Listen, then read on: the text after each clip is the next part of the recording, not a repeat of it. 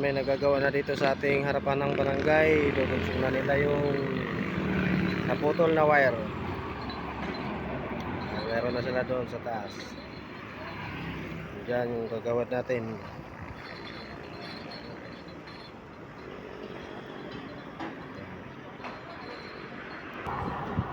Kasi gagawad sa plano po.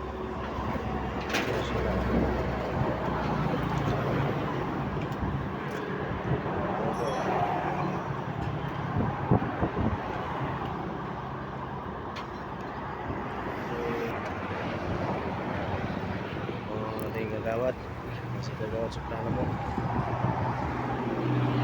Ito sila sa taas.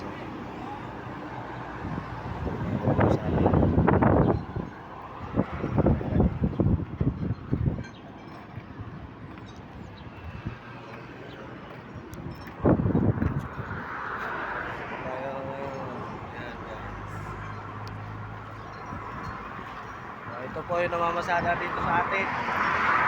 Kahit nakagagaling lang sa bagyo, namamasada na siya ngayon.